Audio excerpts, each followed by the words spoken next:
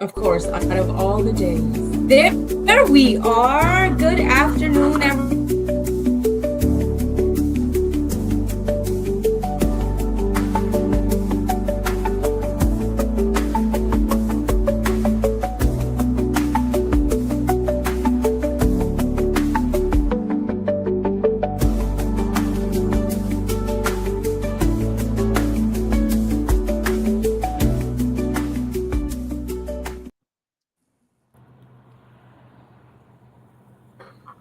Hello, everyone. Welcome on this beautiful Friday. I am Dr. Misbah Qureshi with an amazing team of mental health professionals, experts, where we will be honoring our Mental Health Awareness Month in May. And today we have a very special topic. And we are going to be discussing children's mental health. So, welcome. I hope you guys, some of you who are working from home, taking a lunch break, some of you that just kind of need to get away and have some robust conversations or participation. This is the place to be on Friday, May 23rd at 1 p.m. EST. So, with that, I am live from Towson, Maryland. United States of America. I want to highlight that because we also have, people attending internationally and globally, right? So we are all here from the United States. So I would love to start off by having my experts introduce themselves, and then I will be the last person to introduce myself for those of you that don't know me. So with that, ladies, happy Friday. Happy Friday. Happy Friday. Happy Friday. So who wants to start? I can start. Hello, everyone. Happy day. I'm Erica Kessie, a love force with mysterious wisdom, celebrating life. I'm a multifaceted leader and mommy, a licensed professional counselor, as well as a founder of a Thrive Oasis, which is beneficial for mothers to get away and be able to reset so that they can be an influence well for our children. And I am very much excited about sharing more about how I have a specialty in play and expressive arts therapy. And with that specialty, I like to work with children, but also inner children and their families. So, yes, I cannot wait to have this conversation. I love Well, that. thank you so much, Erica, for being here today. And then maybe we can go to the next Erica. Spring. Hi. Yes, happy Friday, everyone. I'm Erica Spring. I'm a licensed professional counselor. I am located north of Kansas City. I've been in practice a long time, and I'm not going to age myself today. And I started out my career with a special passion with working with children. When I did my first practicum, I was actually at a site that was providing forensic interviews for children who had been abused and assaulted. And so I eventually became trained in EMDR, and that is my preferred method of working with people of all ages with various wounds, namely trauma. And so I too am a mom, which means that I have to practice what I preach every day, right? And I also am a writer and budding podcaster. So thank you again for having me. Thank you so much for being here and bringing your special expertise, not only with EMDR, which I think I would love to talk a little bit more about that because everyone doesn't know acronyms, right? Those are our clinical acronyms. Yeah. But also the fact that you can integrate your professional experience and your personal experience, right? So it's kind of like not do as I say, not as I do. It's more and so practice what you preach, right? Yes, absolutely. Great to have you here, both Ericas, and then my special dear friend from Maryland, Lorianne. Hi, Welcome. everybody. Yes, I'm Lorianne Brown. I'm an LCPC here in Maryland, and currently I'm on the highway because I had a client emergency. so I wasn't able to make it back to the office in time. But I'm the owner of Release and Govern Therapeutic Services. My background, I've been a program director working with adults and children for many years at a PRP program. I am I'm an author as well. I have an agency called Umbrella Ministries where I write kids' books and devotionals. Let's see what else. I'm a mom as well. I have a beautiful 10-year-old girl. And as Erica Spring said, it's practicing what you're preaching basically to your clients and learning. Because even my child, sometimes I have to just be patient with her, and then the emotional regulation piece of it. And she has taught me a lot before I even got into the field about children and how to navigate them. And one of the things that about that is I've learned a lot of us, because we've passed through that stage and now we're adults, we don't realize that we're actually dealing with another human being. It's not just do as I say, not as, do as I say, not as I do type thing. And she has, trust me, before I got immersed into the field, I had to step back and really learn that. So I've really enjoyed that portion, and then bringing that also to my clients. A lot of other stuff that I do, I can't bring them to mind right now, but I'm Lorian. It's a pleasure to meet everybody. Thank you, Lorianne, for being here, along with both of our Ericas. So I myself, I have a passion for families. I met Lorianne a little while ago through work, actually, collaboration. She was a director in a PRP program, and, I made some referrals. And then, things just kind of hit off, and years later, here we are. And then the amazing Ericas, I met you guys earlier this month with another mental health awareness panel, which went so amazing. I was like, I need to get on their schedule. So that is Erica Kessie. Yes, absolutely. I was like, I need to get on their schedule. I need to work with them more. So, we just collaborated, and here we are for another amazing panel. And I am also hosting another one on men's mental health next Friday. So please remember to tune in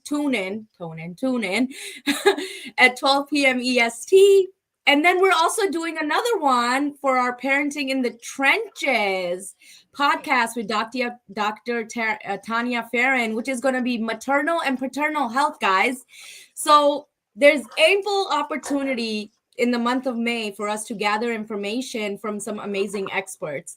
So with that, I myself am a trained marriage and family therapist, and I can't emphasize enough the importance of relationships, right? Yet, where does it all start? It starts with us being conceived as humans, right?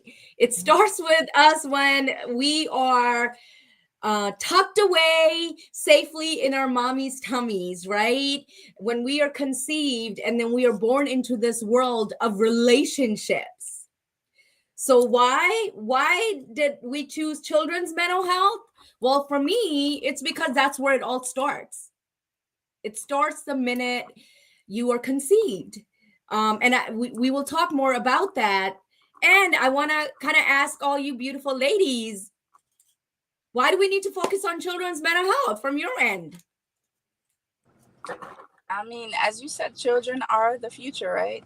That is what, from what I've learned and what I've seen over the years working with kids, the patterns, right? They create the patterns that we implement into them is what they produce into society. And whatever dynamics the household is in, that is what the child produces. So if the family dynamic is broken, and it's not taking, they're not getting any type of resources or aid, that child will then produce that into the society. So I think the children aspect is important, because they are our future. They are our future. And what I've learned is, like, I work with a bunch of families, and even kids with abuse, and the family dynamic is broken. When I work with these children, I always see them as the sweetest. I don't know. I love kids, the sweetest little thing. And it's heartbreaking that a lot of people cannot see them as the sweetest little thing, even in trauma, even in homelessness, even in poverty, whatever the case of the child is. They are to be cared for, you know, they are to be treasured and cherished. And it's very heartbreaking sometimes when you don't see that. And then they, again, as I said, they produce that into, you know, into our society. So it's very, very important that we take care of them at this very tender age, whatever age that they are, that we take very good care of them, because that is our future and that is our society. So I would chime in Absolutely. and say it's not necessarily focused on the children. It is focused on the family. It is focused on the parent, which is why I specifically want to work with the mothers.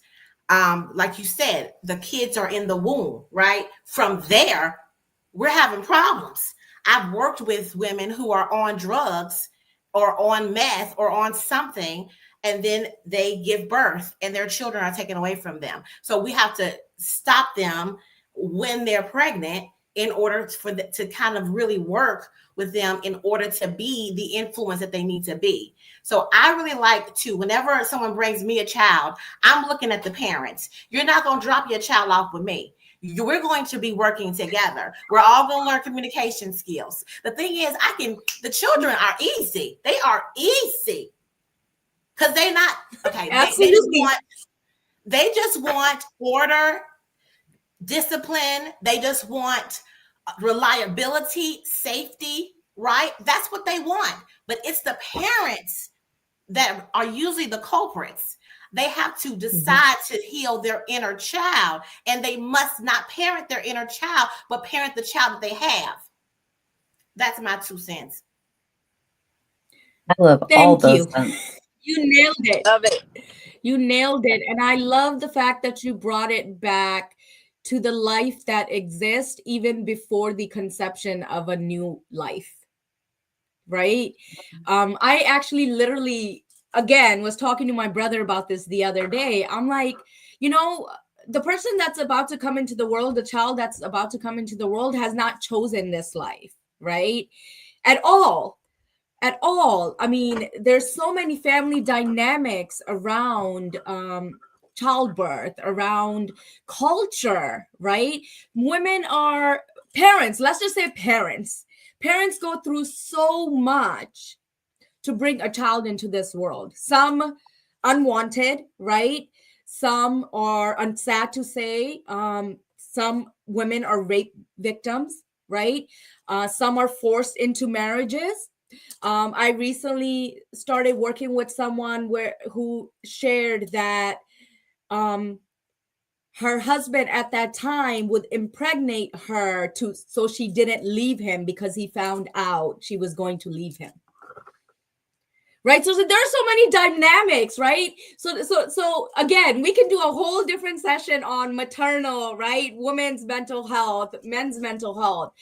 Yet, I think with children, it is so important because that is your opportunity right there to, if you haven't, to start doing the work you need to do so you can break intergenerational patterns of trauma and abuse. And Erica K, I'm right where you are. We are not a babysitting service. Oh no, this is not respite care. If you are expecting your child to do the work in therapy, you are right there with them, if not in front of them. Why? Co-regulation is important. Communication is important. I can't teach your child what to do when you're not doing it at home. It's that simple for me. Absolutely. You know, Right? I am huge on that as well, coming from that in-home background of doing in-home therapy for people with, limited access, limited resources. Yes, it was not necessarily uncommon for people to try to take that 60 minutes to go catch up on their laundry. And I'm like, no, boo-boo, we're all going to be doing this together. And, I'm not a babysitter and I'm not a repair person. I think when we think about the adverse childhood experiences research that's been around since the early 90s, we've collected enough data to know that when children before the age of 18 encounter these experiences, we're setting them up for failure. Not only in the realm of mental health, but in their physical health and their ability to function as citizens. I think what we're also looking at is that no child is born broken. They are born into broken systems, though. And I've often said this when I've taught parenting classes to people who've lost their children is I've never met a bad child. I have met a lot of bad parents. And again, going back to the systems approach, if we're not working with those parents, and it's not in a shameful, you did wrong. It's in a, you did the best that you could. And now that you know better, let's do better. Right. And so I think that we have to work with these children, not only because they're our future, but because right now suicide is number two. Number two for 8 and up. And how much longer is it going to be till it's number one? And so I consider this to be an epidemic. We don't even have a proper assessment tool for people who are suicidal under the age of 12 that's reliable. So what we doing? That's why we're talking. Thank you so much for putting that stat in there, Erica. And it's heartbreaking, right? I mean, it's heartbreaking, period, let alone for an age group who hasn't even understood the meaning of life yet, right? And there's a lot of examples of children that have taken their own lives, and some of the reasons obviously go back to cyberbullying or bullying in general, right? But that is such a tough place to be for anyone, right? And also being the parent of a child, being the loved one. So suicide prevention is an epidemic that needs to be addressed at a global level. Actually, it's a pandemic. I would say it's a pandemic too, right? And then I loved your quote. I think you just quoted Maya Angelou in there. Yes. Well, I do love her. Do better when you know. When you know better, do better. Right? So with that, It's ladies, 100%. let's go into you guys know, again, you know all about my experience, right? So let's go into talking a little bit about some signs and symptoms and things that, like, as an adult and working with children or as parents, like, what are some things that we can look out for that are warning signs, right? Because kids, they show up and they communicate with us in so many different ways, right? So as we're doing this work, a lot of the work, the clinical work we do is what? Communication and self-expression. And you have so many different age groups where that is the main issue. Everybody, that almost 99.9% of people that come into therapy are there like, I have communication issues. I need to communicate better. I need to self-express. I need to advocate for ourselves, right? And we're talking about grown adults. We are talking about senior adults who have lived 50, 60, even 70 years old. And we're just talking about self-expression, right? So imagine being so young, right? And trying to figure out how to communicate. So let's talk a little bit about some of those ways that we need to be mindful as adults, as a community, as a village. What are some things we should look out for? Because kids definitely have, they communicate in a lot of different ways. That's verbal and nonverbal. I think it is certainly dependent on the age of the child. I think unanimously, we see a lot of somatic expression when children are not okay, whether they're pre-verbal altogether or they don't have the pragmatic language to express where they're at emotionally. What we can see oftentimes is headaches, stomach aches, nausea, butterflies in the tummy, just random pains that can't be attributed to any known cause. We also I think we typically can tease out what we see as the traditional, prototype of someone who's in distress. If they're crying, if they're withdrawn, if they're sad, if they're making statements, I don't want to be here anymore. They're giving away their items. They're not spending time with their friends. They're not engaging in their hobbies. Those can be very, very obvious and flashing signs. But for people who perhaps are very high functioning in the realm of, say, intelligence, or even maybe gifted or neurodivergent, you're not necessarily going to see this drop off. And in fact, what you see in those populations is perfectionism. So they're actually really good at masking being okay. And people will attribute and say, there's no way so-and-so could be depressed because they've got good grades. They've got a high school diploma. They graduated with honors. I'm here to tell you, those are some of our most severe patients. They are pretending to be okay. And there is one of our biggest challenges is identifying them. Absolutely. So I want to definitely agree with everything that you said, Erica. And that's what I was going to mention is they know how to play the game because the parents taught them what to do in order to make sure that the parents feel comfortable. So they're going to do that. So of course the parents are not going to see the signs because they're just basically doing what the parents said that this is the comfortable thing to do.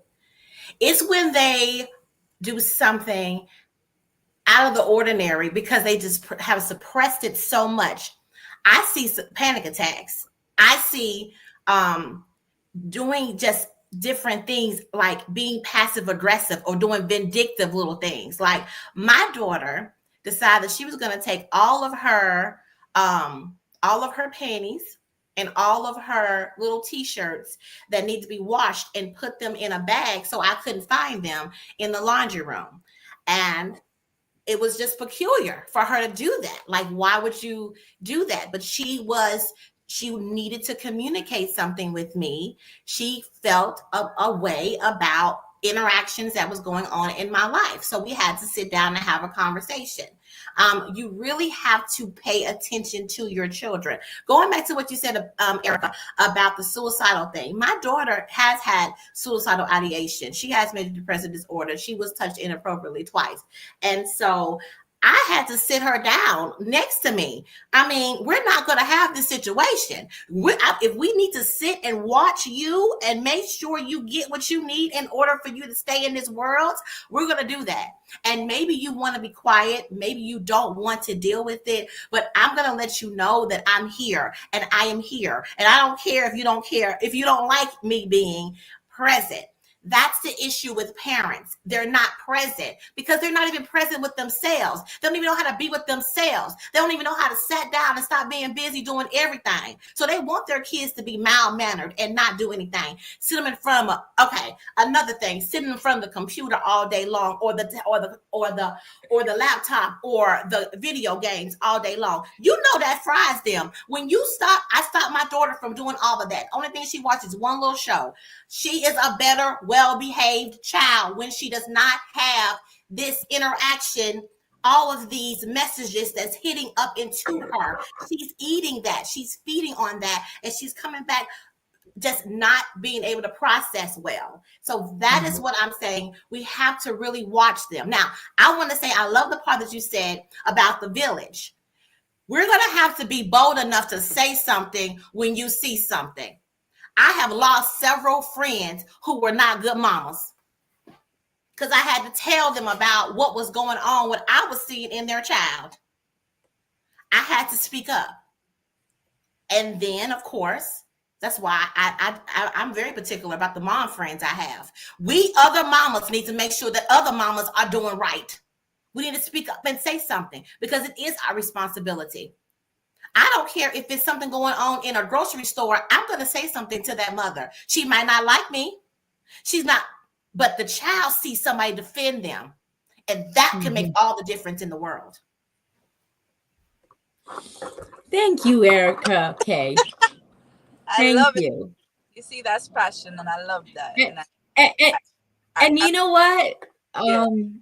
Those are the things, the advocacy, right? The communication, the calling, calling it what it is, right? The challenging.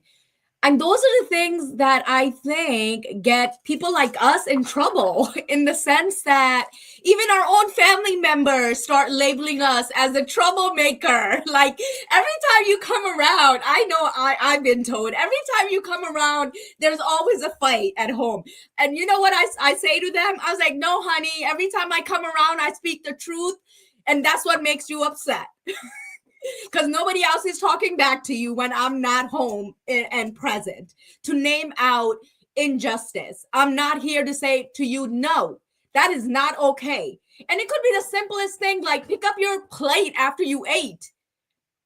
I refuse to enable your behaviors of dysfunction. So thank you. Thank you for all of you. I know each one of you has a strong voice, which is why we're here.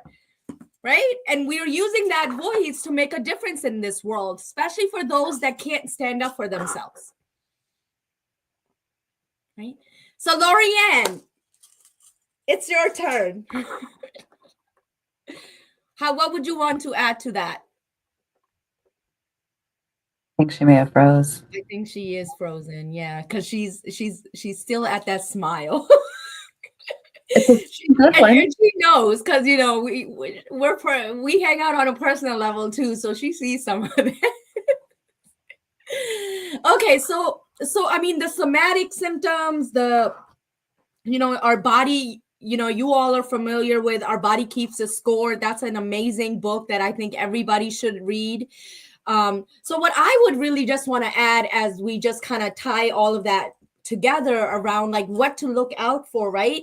So there's internal symptoms, there's external symptoms, right? So one of the things that often happens, and you see this a lot, is when we get a family or when we get a child, one of the first things I've learned is whatever those behaviors are for that child is a symptom of what's going on in the household. And 1,000%. Erica K, you're saying things, but I want you to know you're mute. Well, I try not to, I got a big personality and we all on the panel. So I just try to keep myself. But if you can read lips, I said period. With a T. Can you imagine all of us with big personalities? Listen, we got to talk more about this offline. We do. But we do. There is usually one child, if not a few, right? But there's usually one child that becomes the identified child. Okay. That identified child is so symptomatic, whether it's depression, anxiety, panic attacks, substance use, right? Inappropriate acting out behaviors, aggression, whatever it is, that child, that person is symptomatic of what's going on in the household. And they bring their family to therapy. And I've seen this in adults too. It's not just children. Adults are symptomatic, right? So imagine carrying all this around, right? Imagine that. And it's years and years and years of trauma and conflict and dysfunction. Doesn't happen overnight. So yes, for children, some of the main things that we do see is, first thing, drops in grades. Their grades have changed one way or another. Their sleeping patterns, right? Nightmares, right? A lot of individuals see oppositional behavior, whatever that means, right? Oppositional behavior, disrespectful behavior. They act too grown. They talk back to me. Well, I'm sorry. Last night you were just telling them about your friend and what just happened, and you just cross these boundaries all the time. but you want them to listen when you want them to listen, but they're your friend when you need a shoulder to lean on, right? I deal with that theme all the time, Dr. Q. In my adult patients working through EMDR, and again, that stands for people not familiar with that modality. It is the gold standard for treating PTSD, and it stands for eye movement desensitization and reprocessing. And it is a somatic-based approach that also combines neurology. So the concept of exploring the memories that are in the body, as you mentioned with Bessel von Kolk, and his work with The Body Keeps the Score, the idea being that through a series of activations and desensitizations, we walk this person back through the trauma so that they can finally file it in an appropriate place in the brain, not the amygdala, which is our fight or flight center, right? So when I'm working with those adults who are overcoming childhood experiences, it's not often it's this big glaring abuse scenario. Mom was taking a shoe to me and beating on me, but it was like this. I knew all of my mom's boyfriends and what they bought her for dinner and what she likes. And I was such a special grown-up kid that I started getting left alone whenever I was 12 and 13, and I'm raising my 10 and 11-year-old. And so they're getting these dual messages of, don't you be too grown, but you better be grown. Right. And so these messages get stuck in a person and they show up as core negative beliefs of, I'm not good enough, I don't belong, the world isn't safe, I'm responsible for everything. And so if we allow children to just be children and we teach adults how to regulate, communicate, and attune, we stand a much better chance at heading some of these things off. And so I bring that part up because, again, I think that, because of maybe like movies and talk shows and just like culture in general, we tend to think that it's these big events, somebody's been beat on, somebody has been assaulted sexually or something. And it can be these micro events that add up over time that really, really take an impact on a person's body, mind, and spirit. Yeah. The parentified child. Yes. I want to actually loop that back to some cultural stuff, but Lorianne, thank you for coming back. We had lost you a little bit. So yeah, I wanted to give you an opportunity to share your thoughts. Mm-hmm. Where are we now? Can you hear me? Yes. Okay, yes. So I got cut off when we were talking about the symptoms in the kids. And yeah, so like, what are your takeaways? What are some takeaways, as in like, what are some things that you look out for, things that you've seen when we're trying to, identify some signs? So I was thinking about this when both Ericas were talking, and I was I'm in full agreement with what you guys are saying. I remember this child I work with. He was adopted, and his adopted mom passed, I think, a year before I met them.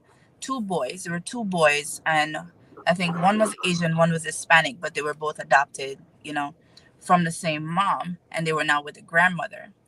One of the things he used to do is when grandma was sleeping, he would take like it's like a little pin or something, and he would cut her clothes in tiny spots. And he consistently did that every night she was sleeping. And then it progressed to him now. He would kind of slice her skin just a little bit. And not enough for her to wake up, but enough to whatever he was getting from that. Just enough for that. But he was the sweetest little kid in school. His grades were fine. He fought nobody, got into no fights with anyone. He was very focused.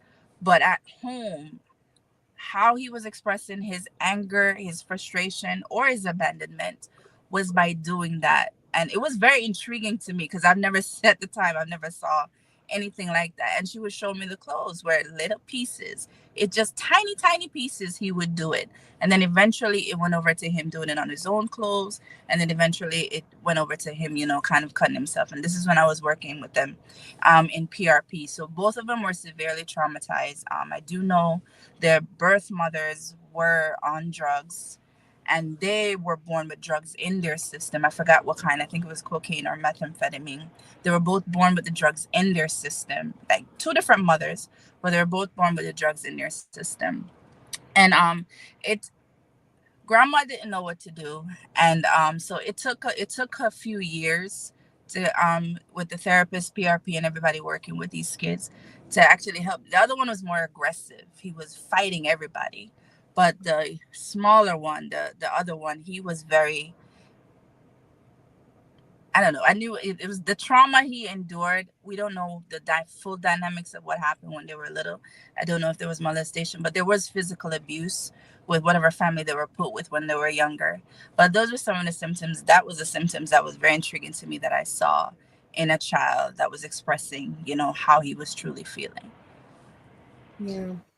I want to mention that, to go back on that, there is a lot of parents that are comparing their kids, and that's causing issues with children as well.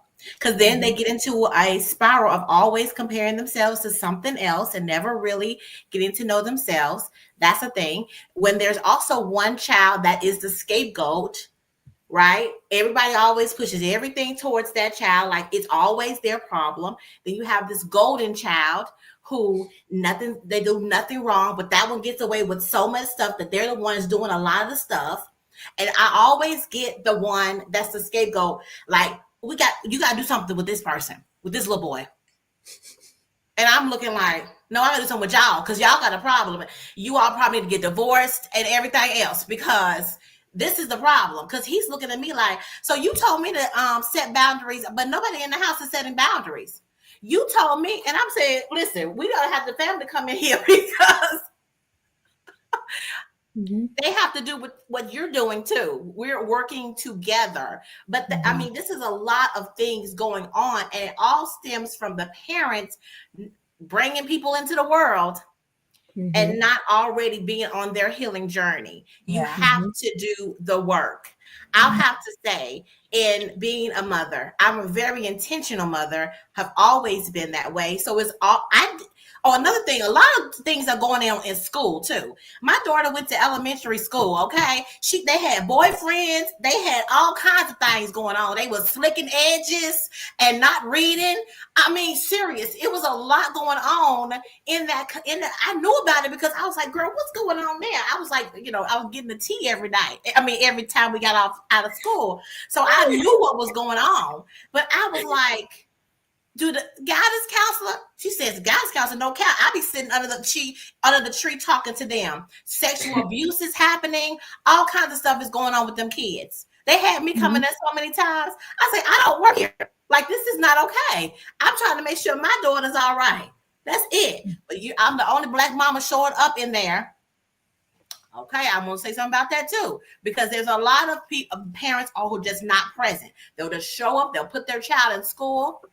And then they think that school is supposed to be able to handle their mental health, their education. The teachers are stressed out. It's a lot going on. And the thing that we have to make sure is we have to call out all these things on a regular basis as we see them. You got to be passionate about it. These are our babies. This is the future.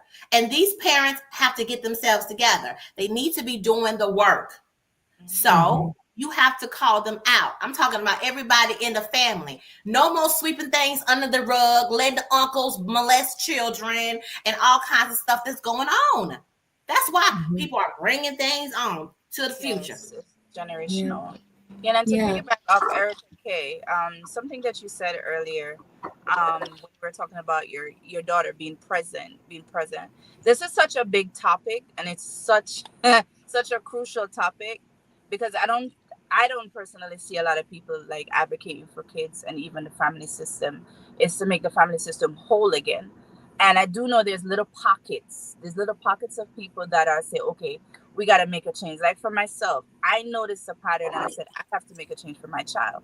And funny you said it earlier, because I was talking to my daughter this morning, because I was like, let's drive. We're going to have just family time, because she has this game on her phone where she plays. She's almost a billionaire. And she's like, Mommy, I got to do business. I said, okay, but sometimes we got to put business aside and just have family time. She's like, I want to talk to you. I was like, wow. I said, what sort of time you wanted to talk to me? Like, you told me, Mommy, you don't have time for me. I said, why do you think I'm so flexible? Why do you think I'm working from home right now? I'm like, I did these things because I heard my child at 4 and 5 say, Mommy, you don't have time for me. So I said, okay, that was a cue to me, Lori, you got to do something. I don't care what you got to do. You got to shift your life, because that was a cry. And I knew if I did not listen at that moment, 5-6 years down the line, I would regret, because then she would have grown up 18, 20 years old and said, well, you didn't spend time with me. This is why I had to seek attention elsewhere. This is why I'm doing the things that I'm doing. So when she would say that at 4 or 5, I said, nah, you got to set yourself up, because I needed to make sure I can't be out here, as you said, Erica, I can't be taking care of other people's children and mine is suffering. So that was a wake-up call for me. But even working with families, I know a lot of people don't have the ability to say, okay, I'm going to go into a career field where I'm going to work from home. Because, a lot of families, unfortunately, they're the ones that I work with, they're on the underserved population side. So they don't have.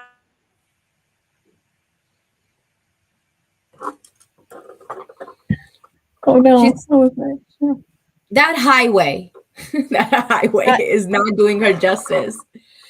But like, I meant to say this to Lorianne earlier, like our dedication, guys, like our dedication to be here. Yes, she is fighting through this. Can you hear us? I can't hear you. I can't hear you.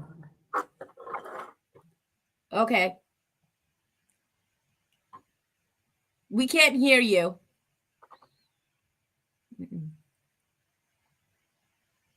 While she works on that audio, piggybacking off of something that Erica Kessie said about these family systems and, dealing with these parents and calling it out. I did not know, and no one knew in Louisiana in 1983, that autism existed in girls. That was a boy thing. And I was weird, okay? Beyond weird. I could read at 3, but I couldn't touch anything that was sticky or have loud noises. Fast forward to my own motherhood, I have a son who's exactly like me. He's walking around on his tiptoes. He's plugging his ears. He's tantruming. He's self-injuring. He's doing the things that his mother did. So my family back at home says, you just need to whip his ass some more, because that's how Louisiana does it. Okay? That's what fixed me. Don't you know? Don't you know? And so I was told very early on that going with all this therapy, I was going to end up with a child who's in lockup, who's in juvie. I am happy to say my 15-year-old son on the spectrum just won an award for Algebra Student of the Year. He has no medication, no IEP, and we do not lay hands on that boy. And I get emotional thinking about it because this ended on my watch. Wow. Amazing. I mean, congratulations. Amazing. Awesome. That's what I'm talking about. There is, everybody always want to give somebody some medicine. Instead of knowing people out, distract people, misdiagnose them, do things that are just not necessary. How about you? I tell moms, give each child 15 minutes, just 15 minutes of undivided. You not be on your phone. You just tracking them. Yes. I had a lady who had 5 kids. I told her to do that too. She did that. And there was so much unity in her household after that. She gave them each 15 minutes. Yes. And there's research that says this as well. You don't even have to give them a lot of time. You just have to give them dedicated, intentional, quality time.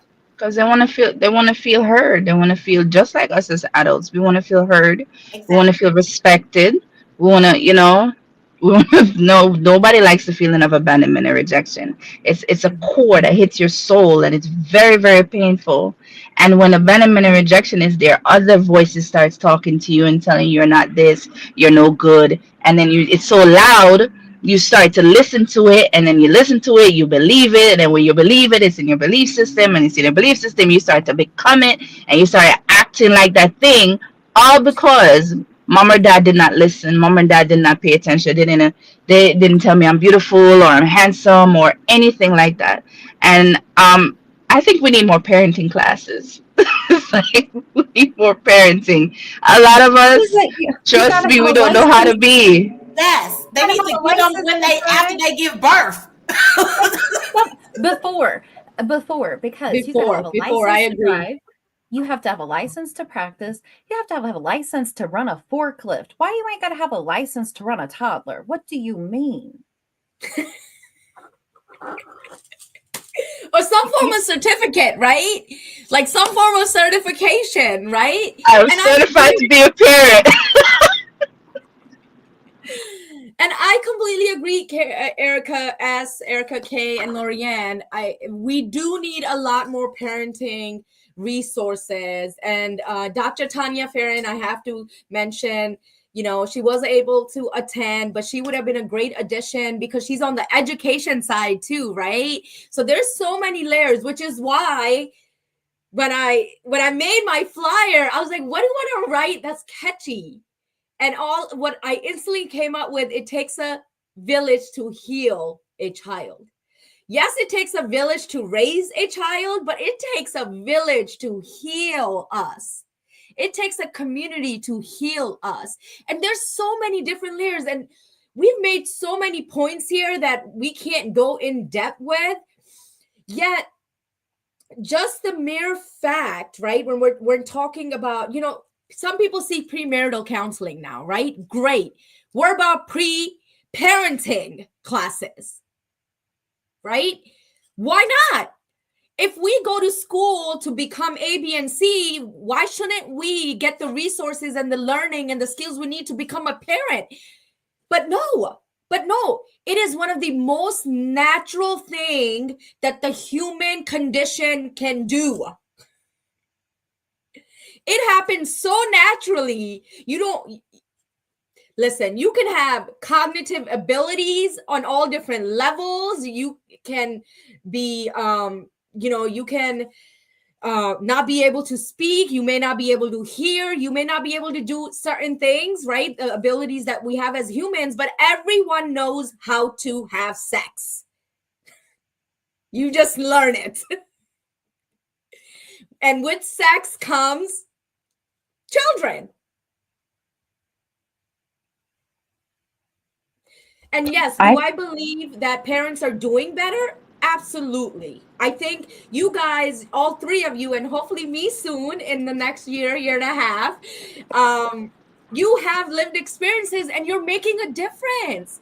And you're doing Mhm. this from your lived experience too, because each one of you is breaking intergenerational patterns. Yeah. And Erica S, I guarantee you, part of your success is related to that, possibly that physical discipline you may have gotten, because someone wants to take the credit for something.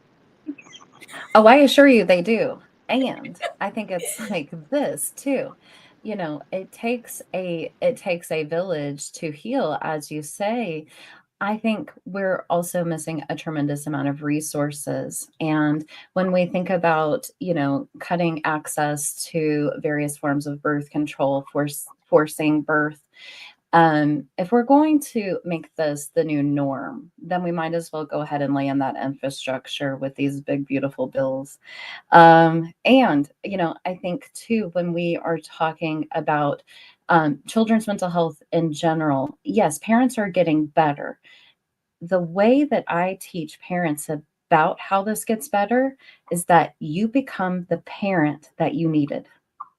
That was a major wake up call and a breakthrough with my own motherhood. I was reading books, I was listening to other psychologists. I was trying to do it perfect, right? When I was doing my own work and I was doing the inner child work that Erica Kessie speaks to, I knew that I didn't have time to raise two children at once. I couldn't raise myself and this boy at the same time. And so through him, I became the parent I always needed. And that was the real progress. And that has changed everything for everyone. I want to touch on Dr. Q when you said about the village. This is why I'm on the side of the road, the village piece, right? So I have a client. Her 6 kids were just withdrawn from school, and I was on a session with her. She's bawling profusely. So I swing across Maryland to find out what is going on. I've had conversation with the school prior. I'm as a mentor because I'm the kids therapist to see what we can do to help these kids to get more resources. So the school decided they're just gonna kick these 6 kids out because there were 10 consecutive days absent, and I know for sure they were not because I've been in contact with them every single week. So as the village, that broke my heart, and I was very upset because the school system, I do not believe some of the school system is prepared, or the principals or teachers have the patience for kids that are going through mental health issues, or even the parents for that matter. And I knew this mom, she really tried to get these kids to school. And yesterday when she went there, they just gave her a manila envelope with handwritten on it, WD, kids withdrawn, and just handed her no dates. They were withdrawn. She said May 8th, but then the cross out on the line put May 9th. So I'm like, y'all don't even know why you're withdrawing these kids. But I believe the principal just doesn't want to deal with it anymore. So get them out of my school. 18 days left in school. Principal just doesn't want to deal with it anymore. So she said, you know what, get out of my school. And now I have to run. I ran up there because I'm like, this is unacceptable. I need records. I need all of these things. Again, with the other resources, the PRP workers, we contacted the superintendent because we needed to know what is going on. But I've seen this in multiple kids that I work with, and in the school system, which is supposed to be part of the village. They don't have the patience. It's either they don't want it or they just don't have the capacity to help these kids, because it's not my problem, it's the parents' problem. And if the parent is trying, the school is not matching the parents. The school is almost as if it's becoming defensive, like, get your kid out of my school. I don't have time for this. There's 700, 1,200, 1,800 more I got to deal with. Why do I need to pay attention to your child? And then that child gets pushed to the side, and then it's like re-trauma all over again, because if mom is behaving like this, if dad is behaving like this, and now the school doesn't want me, nobody wants me. And then they start internalizing that. And that was one of the real thing that got me rushed up here today, because I'm like, you don't know the damage. 6 of them, six, not even 1, 6. I'm like, you don't understand the damage that you took this action against these children. It's not even the mother. And you don't know the damage that you just caused for them. Now it's going to be extra work to get, to build them back up to feeling like they're even worthy of anybody's attention, affection, or help. So the village is very important, but I don't believe the village is educated or equipped enough, especially in this generation, in this age, to assist these kids. So it's always one piece is doing fine, but the other piece is broken. So I think it's the how does everybody just put aside their selfishness and just work together for the betterment of these kids? Yeah. I'm glad that you mentioned that. Thank you for sharing that, Lori. Oh my goodness. I'm sorry. I just want to mention that there is compassion fatigue that's happening with a lot of people. I have experienced it several times trying to work with kids. The system, they don't have it. They don't have the bandwidth at all. And so they need somebody who has enough energy and gusto to really truly kind of push things, even though nobody wants to push things. But this is what I say. It's kind of like that starfish situation. You gotta throw the starfish in. Each one of us, when we see a starfish, pick that sucker up and throw it back into the ocean, because we have to save whatever we can. And that's what I do. As I walk along, I just want to be there, be present, and be able to give whatever I can give to each one. But before I can do anything, I must be overflowing. That's the problem. They're not overflowing. They haven't filled themselves up. So they're pouring from a cup that's empty. The leaders must not do harm. Therapists, all of coaches, all the people, parents, you cannot do harm to others. The way you can stop that is to be healthy yourself and be a place where you have done your work. You love and like yourself, you know yourself, and you're overflowing before you even decide to do anything for anybody. Mm-hmm. Erica, you nailed it. And I would want to add is that has to do with our own traumatized self, right? Systems are made out of people. People experience trauma. People don't work on their trauma. So they perpetuate the cycle of trauma personally and professionally. And because we are a society that feeds off of everything, is cyclic, right? Micro and macro levels, right? We are working in traumatized systems with traumatized individuals who impact other individuals.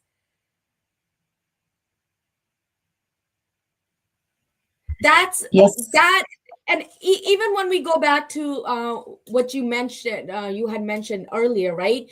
When we're talking about moms, right? We're talking about parenting. I want to also highlight that mom who's suffering postpartum depression, that mom who cannot get up, or that parent, that mom who has PTSD. Okay, so there are selfish parents out there, yet there are parents like this mom of 5 children who wants to do the right thing, yet the system keeps kicking you while you're down. It's a very bizarre. Who cannot legitly show up because of their own mental health. They just cannot. Well, and it's like a very bizarre theory about how the system works, and that they want it to be some kind of meritocracy, that to show that you deserve a resource, you must be good enough for said resource. Well, that's like building a building at the top down. Okay, so you have, I mean, Maslow's hierarchy, so you have to lay that foundation to get to those higher levels of actualization.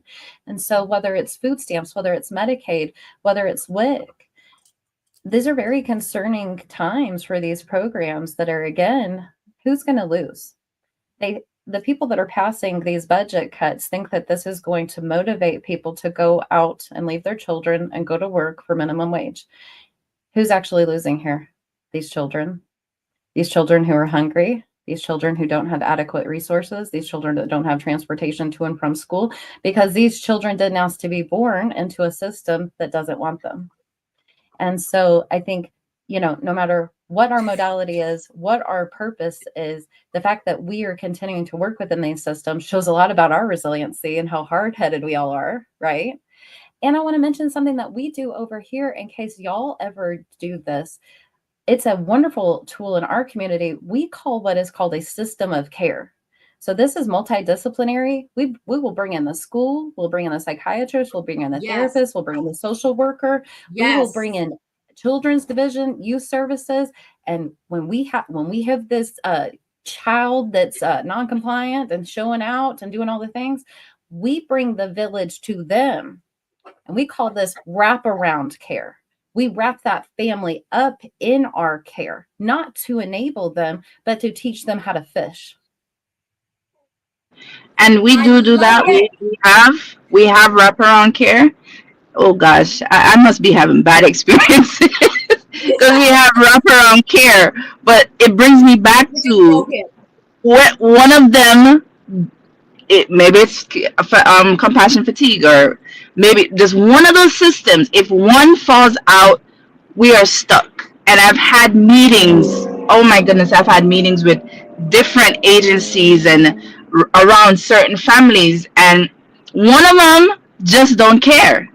And it's like we can't move unless the whole system is moving with us. We cannot help the family if it's housing, if it's psychiatry, if it's mental health, it's PPW, if it's PRP, whatever it is. We cannot fully move successfully with this family. The family cannot move if all the system is not working. And from my experience, some of them, oftentimes, one of them is out, and it grinds my gears. But they just decide. I had a housing agency told me to tell, huh? They throw in the towel. Yeah, I had one agency told me just tell the family to leave the county and go find another, go to a different county because we don't have the resources for them. Maybe I've been having some very bad experiences, and I was livid because she was the director. She was the director of the homeless shelter, and she specific. I said, "Are you serious?" I'm like, "Ma'am, I'm trying to grab everybody together for this." She told me they need to go to a different county for resources. At that point, I said, I can't, because y'all are giving me headaches and migraines. I cannot. And it broke my heart so much because I wanted to help, but everybody else but that system, so the system fell apart because everybody was not working towards the betterment of the family or the kids. So I want to pause here, and again, you guys just make so many amazing points that I'm like, oh my God, that's exactly where I am, right? You're thinking just like me, and I don't have to be the one to say it, right? But we are out of time, guys. It's 2:02. This is so amazing. And what I want to do is, if all three of you are okay and you have like 60 more seconds, what would be if you were to pick one thing, and we've named a lot of things we can do today, right? Named a lot of things, but what would be that one primary thing that you want the parents and the adults to know as it pertains to the message you're trying to get across there? And mine obviously is, it takes a village to heal a child. So I'm already taking that. What is yours? I think mine would be, well, to the parents, and I think someone else said it, to be the parent that you wanted. Mine would be is just get help. Get help. Your child deserves the world. Your child deserves care. You deserve to have a successful human being that will thrive in this society, that will make you look back and smile. So get help, whatever the help looks like. Get yourself healed so you can pour that into your children. Mothers and fathers, aunties and uncles, grandparents, whoever is keeping it, all the family dynamics, get the help you need, and don't be so proud. Oh, I don't need a therapist, or I don't need whatever the help is, because it's not about you anymore. It's now about the generation behind you that's coming up. So get the help, pour into these children for them to be successful. That's what I would say. Great. Erica's? Get it, girl. I'll go. I would say, going back to what you said about thriving, I created a tool called the Thrive Plan. We have a plan for everything, right? You plan what socks you have on. I plan to have this flower in my head. Why don't we have a plan to thrive? What happened to me is I lost a child from an ectopic pregnancy, and I lost my will to live. In losing that child, I said, I need to do a safety plan because I've lost my will to live. And while I was doing it, I said, why don't we have a preventative tool instead of a reactionary tool? So I created the Thrive Plan. I put it in the chat. It's for anybody to get. If you have a conflict, what does it look like in your body? How can you soothe yourself so that then you can come out of that feeling instead of going towards your trauma reaction? And then who supports you? It's so important to have a social support system. A parent should make sure that they have a social support system and their children do too. As a single mother, I've always made sure my daughter had a male role model. That's just what I knew to do for her, as well as other people who were healthy in her life.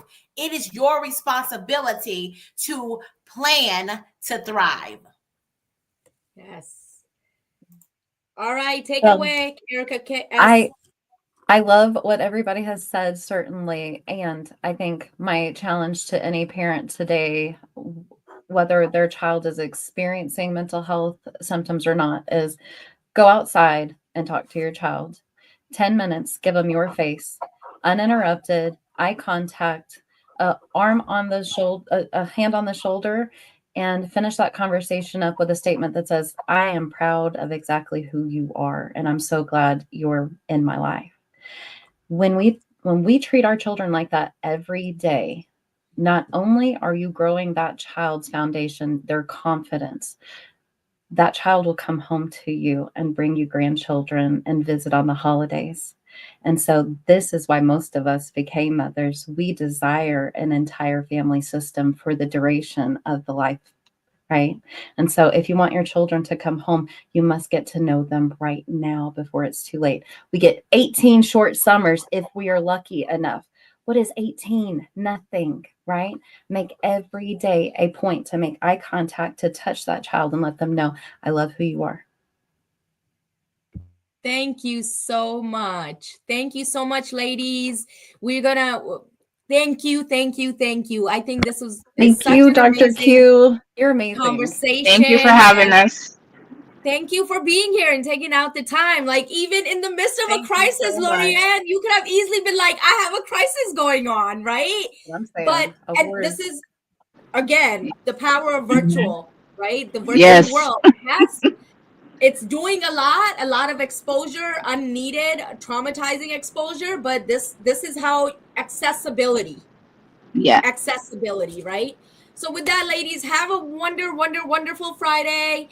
I will be back on Tuesday with Dr. Tanya Farron for maternal and paternal health at 7 p.m. EST. And I will also be back next Friday to tackle men's mental health at 12 p.m. EST. Thank you so much, everyone, for joining us, and we'll see you soon. Take care. Bye, guys. Take care. Bye.